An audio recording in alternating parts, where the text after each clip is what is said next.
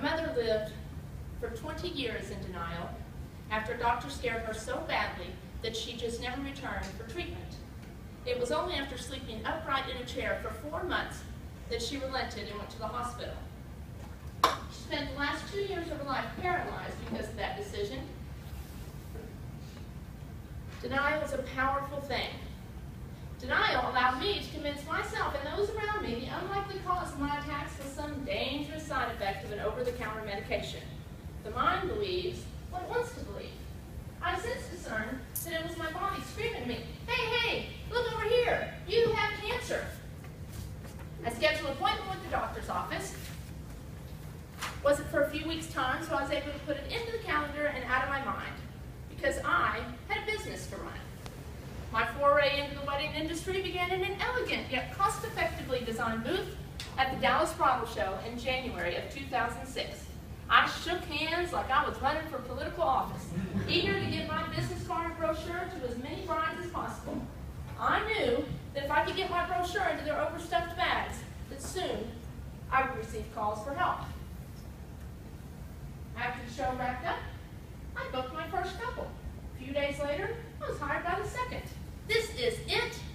I can't believe it's finally happening for me. This is the path I've been searching for. Financial independence is in my grasp. I'm going to be one of those women you see on Oprah that have started multi-million-dollar businesses from nothing. Just as I'm planning my early retirement, I'm reminded of that upcoming doctor's appointment. I'm greeted in their office by a, "Oh, you're young, I'm sure it's nothing." By the end of the exam, it was a, "Well, let's just run some tests."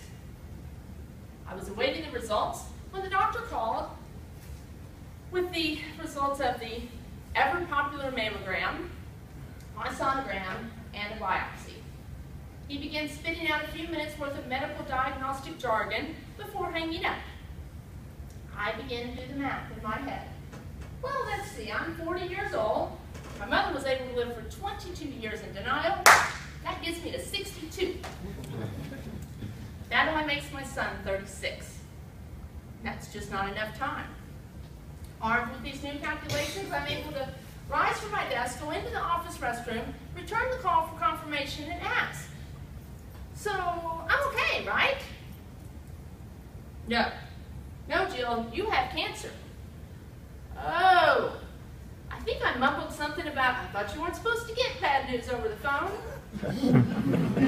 Gave an obligatory thank you, hung up, returned to my desk where I stared blankly at a computer screen for the rest of the day. Denial was not going to be an option for me. I was going to have to fight. And my armor would be a tan. Yes, that's right, I got a tan before my mastectomy. Some women like to wear lipstick. I wanted a little more color.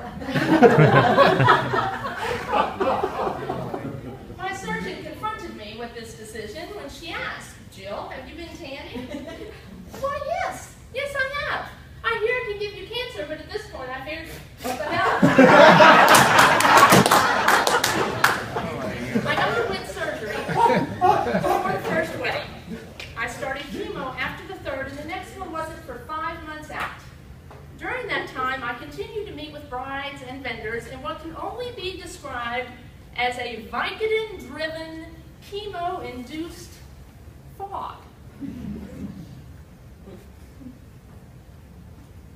My successful treatment led to post-chemo ADD and an accompanying debilitating procrastination. That caused me to have a challenging career as a wedding planner. I thought it was unforgivable when I sent my bride down the wrong side of the aisle, till I learned the marriage was over a few months later. The couple discussed having children, and the groom thought that that was the appropriate time to tell his new bride that he was gay.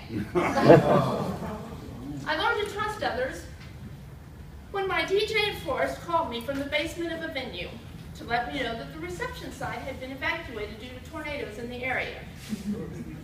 They assured me that the setup would resume and they would complete their task on time, and they fulfilled their promise.